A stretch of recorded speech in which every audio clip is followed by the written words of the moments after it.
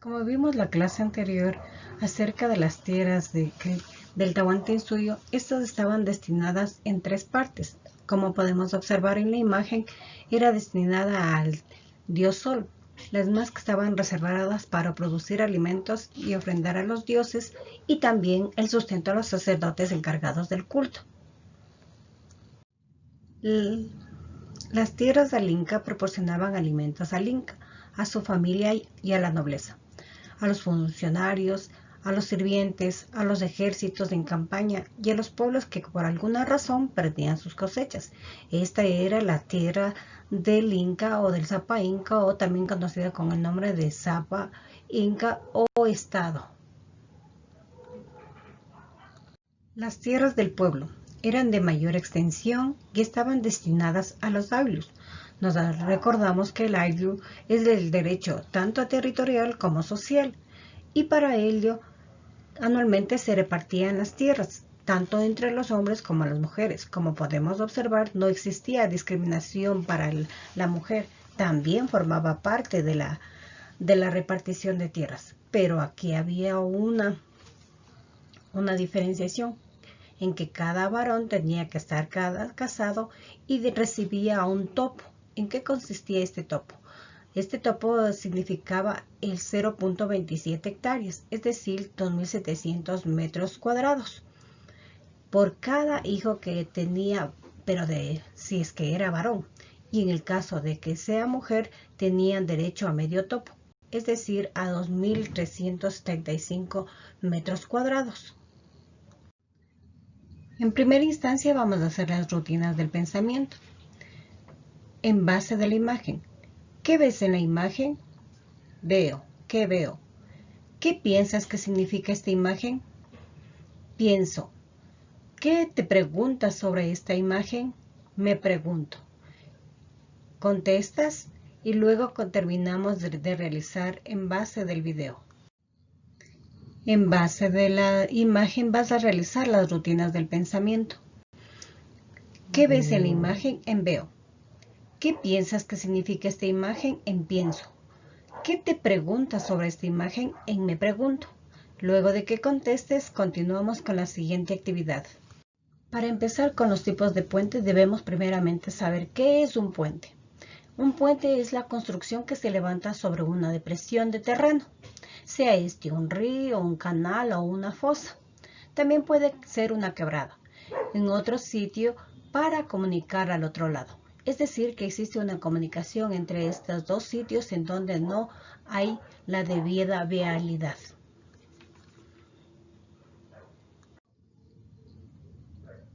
Los incas construyeron 5 modelos de puentes. Como podemos observar en la imagen, tenemos a los puentes colgantes, que eran elaborados con fibras de vegetales, las más que estaban trenzadas, y siempre construían dos con el fin mismo de evitar, si el uno estaba dañado, el otro estaba en mantenimiento, con el objeto mismo de que no exista esta descomunicación entre las diferentes regiones que tenía el imperio. El otro tipo de puente era el tipo de puente de piedras, como los troncos, pero estaba reemplazado por vigas de madera, y en lugar de estas vigas de madera eran losas pétreas, las mismas que estaban realizadas con piedras de laja, como podemos observar en la imagen, que tenían el objeto mismo de comunicar un sitio en el cual estaba infranqueable. Otro tipo de puente era la oroya. ¿En qué consistía? Amarraban un cable de un margen del río hacia el otro por el que se deslizaba una canasta, sea esta conteniendo una persona o alimentos o productos dentro de ella, para pasar hacia el otro lado. Los puentes flotantes. Los puentes flotantes estaban confeccionados en forma de balsas, con materiales flotantes, y encima colocaban una capa de tierra con el objeto mismo de tener mayor firmeza y durabilidad. Los puentes de troncos. Los puentes de troncos estaban apoyados sobre troncos, sobre rocas o torres levantadas, intencionalmente donde el río era menos ancho. Luego atravesaban palos amarrados con cabuya y encima colocaban ramas y piedras para poder evitar que se deslice o se caiga cuando había mucha persistencia de lluvias en el caso de los puentes con troncos. Los caminos. Los incas desarrollaron un sistema de carretera denominado el Camino del Inca, también conocido con el nombre de Capagnán. Este abarca la mayor parte de la longitud, desde el oeste de Sudamérica para conectar todo el inmenso del Tahuantinsuyo. El Camino del Inca tiene varios metros de ancho y miles de kilómetros de longitud. Está empedrado en gran parte y está paralelo y se encuentra un camino que recorría las localidades tanto costeras y estaba unido al Camino del Inca por otros caminos transversales. En las zonas fangosas construían una base de piedra unida con un preparado de barro para formar un terraplén, debajo del cual hacían canaletas para que se drenara el agua de las lluvias. El Capagnán es la red de caminos de 30.000 kilómetros que construyeron los incas con fines comerciales, con fines de transporte y también con fines de defensa. Esta construcción de caminos vinculaba a las ciudades importantes, tanto de la costa como de la sierra. Se estructuró en base a dos ejes, tanto longitudinales desde el sector cordillerano y del sector llano o costero, es decir, que unía tanto las regiones de la costa como las regiones de la sierra desde el imperio del Tahuantinsuyo. ¿Quiénes eran los personajes de estos caminos del Inca o el Capagnán? Eran los chasquis, también conocidos con el nombre de corredores humanos. ¿En qué consistía estos chasquis? Eran personas de relevo. Era un corredor joven, considerado el mensajero personal del Inca, que llevaba un mensaje o recado en el sistema de correos del Tahuantinsuyo.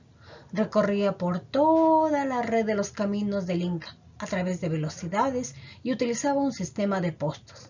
Y en el tampus, o también conocido con el nombre de tambo, recibía o entregaba los mensajes o los objetos que tenía que llegar hacia su destino. Para ser un chasqui tenía que tener varias condiciones. En primera instancia era hijo de curaca, gente de confianza, que desde niños eran seleccionados y preparados físicamente desde temprana edad, para luego trabajar como chasquis.